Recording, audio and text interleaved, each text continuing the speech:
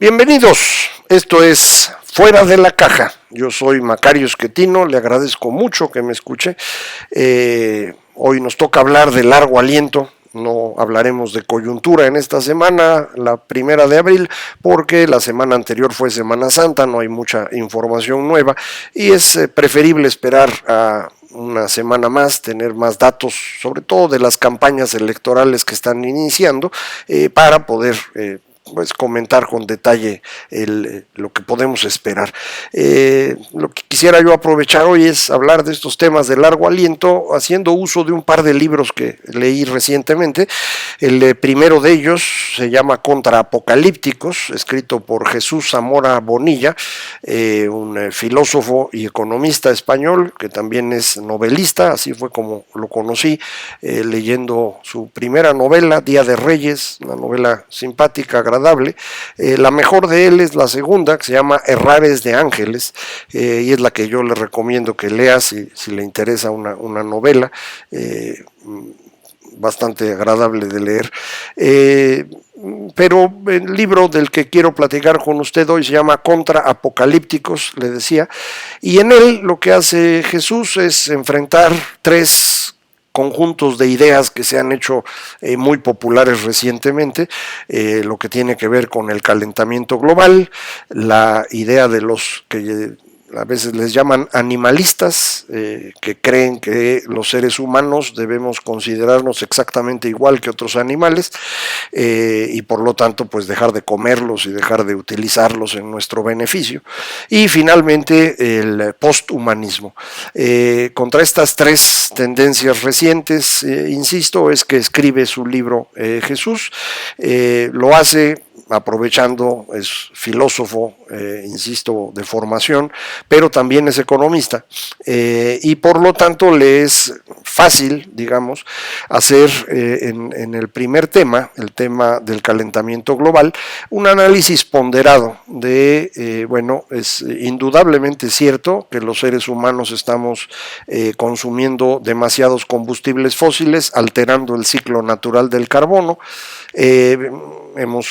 generado un incremento en temperatura, todo esto no hay ninguna duda. En donde viene la dificultad es en las conclusiones, que no son tan sencillas como mucha gente imagina, de qué es lo que va a pasar en los próximos años. No entendemos por completo el sistema climático, no es tan evidente que estemos en un proceso de calentamiento muy fuerte. Incluso los mismos documentos del panel intergubernamental de cambio climático, que es el esfuerzo más grande que hay para entender lo que está pasando, incluso en estos documentos los escenarios que se plantean como más probables no tienen nada de apocalíptico. Es la interpretación que se hace en medios, la interpretación que hacen activistas, la que lleva a pensar que pues estaríamos al borde de la catástrofe, y por lo tanto lo que hay que hacer es pues dejar de producir cosas, reducir el consumo de combustibles fósiles. Algunos piensan que a cero, pero pues como usted podrá imaginarse, esto tiene un costo y eso es lo que hay que ponderar. ¿Podríamos dejar de consumir todos los combustibles fósiles para mañana? Pues sí se puede, pero eso implicaría regresar a cómo funcionaba el mundo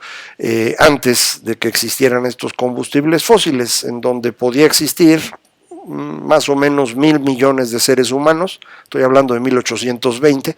que en su inmensa mayoría, 95%, vivían por debajo de lo que hoy consideramos el nivel de pobreza extrema. Entonces sí se puede, pero esto implica la muerte de 7.000 millones de seres humanos y el empobrecimiento de otros 950 millones. Quedarían 50 millones que se podrían vivir más o menos bien, no tan bien como hoy, pero podrían hacerlo, y es todo lo que quedaría. Si usted considera que esa es una buena idea, pues adelante. Pero pues a la hora que hace uno los numeritos, dice un hombre, si se van a morir 7 de cada 8 seres humanos, pues lo más probable es que me toque a mí, y eso ya no suena tan bonito. Creo que hay una gran cantidad de cosas alrededor de este tema del calentamiento, del cambio climático, de la visión ecologista, que tienen mucho sentido, y hay otros que en su exageración nos llevan a conclusiones absurdas, y esas son las que Jesús describe con claridad. Lo mismo en el caso de los que proponen que nos consideremos una especie igual que todas las demás que existen en el planeta, y por lo tanto pues dejemos de consumir animales y los cuidemos de manera distinta, dejándolos que lo hagan ellos por su cuenta. Otra vez se puede, pero tiene un costo, y el costo no es nada simple de resolver. Creo que no es tan fácil pasar del tema de crueldad hacia los animales, en el cual creo que todos, prácticamente todos, estamos de acuerdo que hay que erradicar, a pasar de ahí a considerar que somos iguales a otros animales, exactamente iguales, porque pues depende hasta dónde quiera usted llegar con los animales. Pensar que tenemos mismas derechos y obligaciones que los perros o los gatos, pues a lo mejor no está tan complicado. Ya que llega uno a las ratas empiezan las dudas, y si se va uno un poquito más lejos, pues ya están las cucarachas, y ya se empieza uno a sentir un poco mal, ¿no? Entonces creo que esto también otra vez es una buena idea en términos de tratar a los animales con todo cuidado, con toda atención, porque efectivamente tienen sentimientos como nosotros. Pasar de ahí a considerar que debemos convertirnos todos en jainitas, esta religión de la India, que incluso se ponen cubrebocas no para evitar el contagio del COVID, sino para evitar tragar por distracción una mosquita y con ello matarla. Es una religión muy particular, y pues se puede hacer eso otra vez, pero no da para todos los seres humanos. Y finalmente el tema del posthumanismo, que se ha hecho muy popular recientemente, esta idea de que los seres humanos seremos paulatinamente sustituidos por máquinas, vamos a convertirnos en una especie de híbridos entre robots y seres humanos, que estaríamos ya en proceso de llegar a ello por las redes sociales y por todas estas cosas. No es un asunto tan trivial, lo han hecho muy popular algunos, específicamente creo el más exitoso en la popularización de esta idea ha sido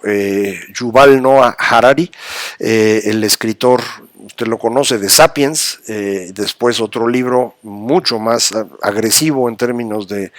la idea del posthumanismo, que se llama Homo Deus. Este segundo libro a mí me parece bastante malo.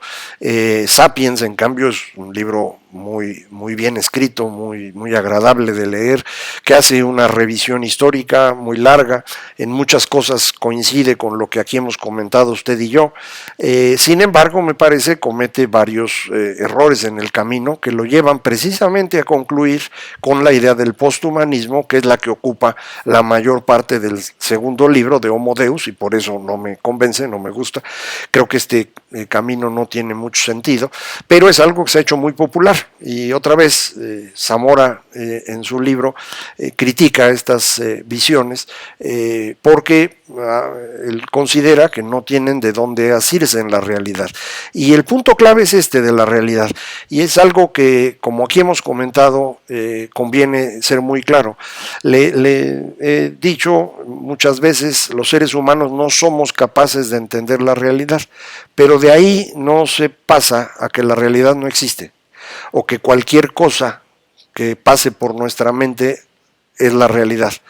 Este brinco es el problema. Yo reiteraría, lo sabemos desde hace muchísimos siglos, los seres humanos no podemos entender lo que ocurre afuera de nosotros por completo. Pero esto no significa que no podamos entender una gran cantidad de cosas, y no significa que no podamos desarrollar herramientas para ir perfeccionando ese conocimiento de lo que pasa en esa realidad. De eso es la ciencia. De eso se trata lo que hemos ido construyendo, en particular los últimos 500 años, y si me apura sobre todo los últimos 200 y con mucha más velocidad en los últimos 100,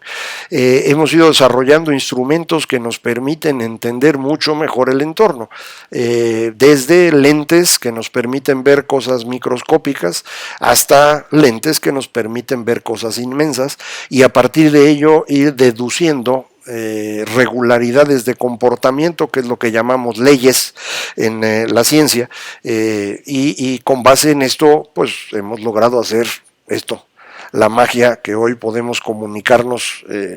a pesar de la pandemia y a pesar de mil cosas, de una manera extraordinaria. Entonces, sí existe la realidad, claro que existe, y esta parte de poner en duda toda esa realidad porque no podemos capturarla y por lo tanto decimos, bueno, pues cualquier cosa que yo imagine es entonces la realidad, es precisamente el problema que nos ha llevado a este camino del posthumanismo, que en cierta forma deriva de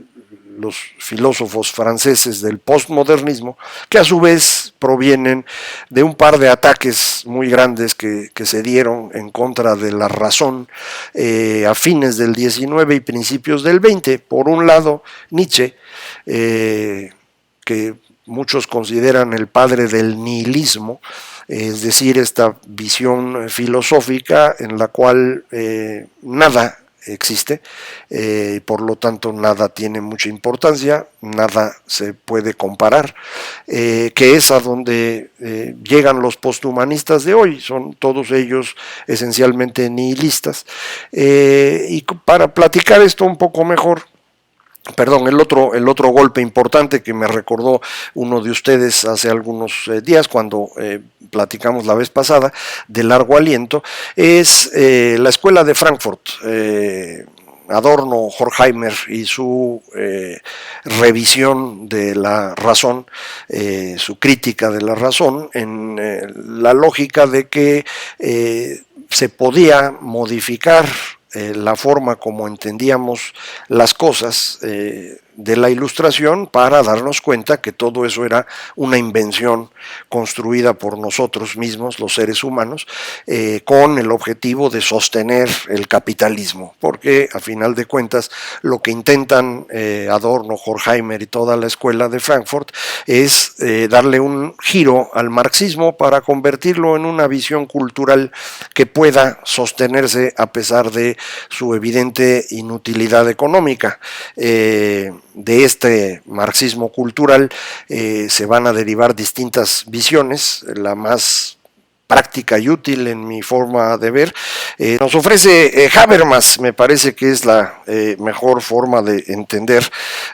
las cosas. Creo que es muy útil, de hecho, para este momento, su idea de la razón discursiva como el eje de lo que nos puede permitir vivir en comunidad. Otro día platicaremos de eso con detalle. Pero le decía, esto me permite incorporar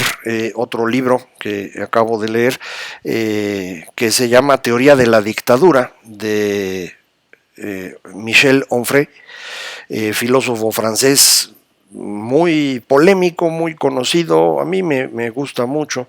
ha escrito una cantidad inmensa de libros, muchos de ellos disponibles en español, este en particular no está todavía en español, ni en inglés, está en el francés original que lo escribió Onfray, y hay una traducción italiana que fue la que yo leí, no domino ni el francés ni el italiano, pero los puedo leer, el italiano un poco menos difícil que el francés para mí, y así fue como pude leer este libro. Onfray escribe este texto alrededor de dos ideas. Por un lado, la obra de George Orwell, que usted conoce, 1984, y Rebelión en la Granja, en inglés Granja de Animales, son los dos libros que él utiliza para decirnos Orwell, más allá de ser novelista, en realidad es un gran teórico político y es quien mejor explica la dictadura. Lo hace en 1984 y lo hace en el proceso en el cual la granja de animales se va convirtiendo en un sistema autoritario controlado por los puercos, que son en buena medida una caricatura del sistema soviético. Estos dos libros hay que leerlos en cuanto tenga usted oportunidad, porque efectivamente son grandes libros. La granja de animales se lee muy rápido y muy bien. 1984 es un poquito más pesadita, pero es también muy, muy útil. Y en este texto, Teoría de la Dictadura, Onfray lo que hace es ir analizando y extrayendo las conclusiones de cómo se construye una dictadura y lo que significa, para ponerla en términos de lo que él cree que nos está pasando hoy. Onfray es francés, como sabe usted, y él cree que lo que ha estado ocurriendo es este proceso a partir de 1968 de la caída de la visión tradicional de izquierda-derecha a ser sustituida por una nueva visión del mundo. Es la dictadura del Tratado de Maastricht, es lo que él cree. La creación de la Unión Europea, en su punto de vista, es parte de este proceso nihilista en el cual estaríamos destruyendo todos los referentes y por esa razón estaríamos empezando a pensar, bueno, pues que la realidad no existe, que nada importa y que nada es comparable, de manera pues que cada quien puede pensar lo que quiera. Y él afirma, esto pues lo construyen estos filósofos franceses, Derrida, Deleuze, Foucault, que en el intento de sobrevivir a la visión de izquierda previa que se vino abajo en 1968, van construyendo esta forma de ver el mundo en la cual, insisto, la realidad no importa, porque no existe. La única realidad real es la que está dentro de nuestras mentes. Y esto se puede ir construyendo con facilidad. Y por eso es tan importante la granja de animales y por eso es tan importante 1984 en la explicación que construye Onfray,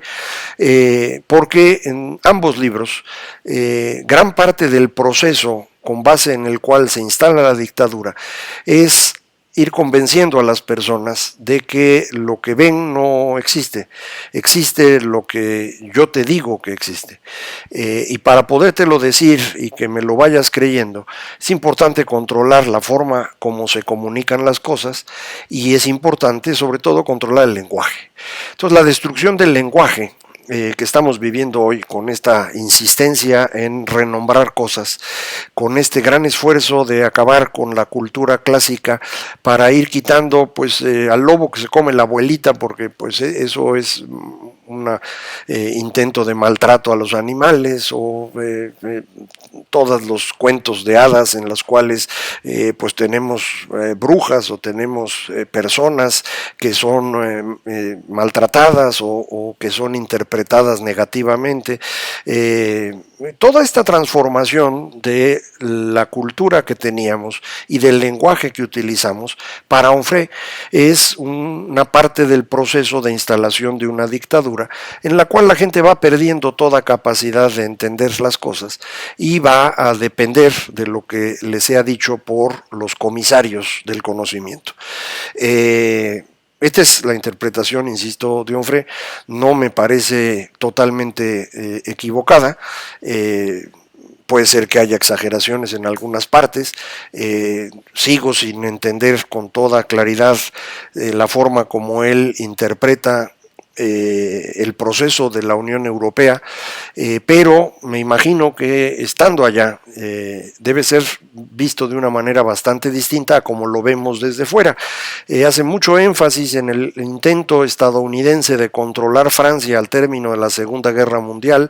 de la necesidad que tuvo Francia de inventarse una mitología de enfrentamiento a los alemanes que nunca hubo. Es decir, la resistencia francesa fue muchísimo más pequeña pequeña de lo que el mito acabó construyendo, un mito necesario para poder evitar que Estados Unidos se hiciera con el control de Francia. Esa es la interpretación, insisto, de Onfray. Y lo que él piensa es que a partir de la caída de Gaulle,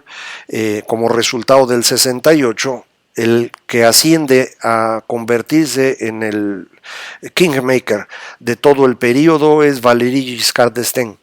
que incluso llega a controlar a François Mitterrand, y para 1983 da inicio a este proceso de unificación europea que insisto, Onfray considera un problema mayor porque es un proceso liberal nihilista, dice él. Se pasa del liberalismo, en donde todos tenemos derechos, todos tenemos la misma dignidad, al nihilismo, en donde pues ya nada importa. Entonces, estas ideas que estamos platicando aquí en distintas ocasiones acerca del impacto de los medios de comunicación, de la manera como cada época va obligando a entendernos de manera distinta, el proceso en el cual antes de entendernos acabamos enfrentándonos para después poder construir una forma de vida más estable, pues parece que coincide mucho con lo que hemos platicado aquí, lo que escribe Onfray, y estamos justo en este proceso en el cual dejamos de entender, producto del cambio en las tecnologías comunicacionales, viene un nuevo intento de construir estos grandes grupos comunitarios ficticios alrededor de ideas que andaban por ahí y que pueden ser utilizadas para ello, la religión, estos grupos religiosos en el siglo XVI, grupos alrededor de la naturaleza en el siglo XVIII, las dictaduras totalitarias del siglo XX, y hoy esta dictadura nihilista que nos dice Onfray como resultado de las redes sociales. Vamos a ver si esto funciona de esta misma manera, y vamos a seguir analizando este tema porque me parece que pues coincide mucho con lo que hemos hablado y amerita que lo sigamos platicando. Muchísimas gracias por escucharme en estos temas que, insisto, a mí me gustan y se los platico por eso. Sus comentarios me son de gran utilidad para ir corrigiendo errores que van apareciendo en el camino, y platicamos de coyuntura la próxima semana y en cuanto se pueda otra vez de largo aliento. Muchísimas gracias, esto fue Fuera de la Caja.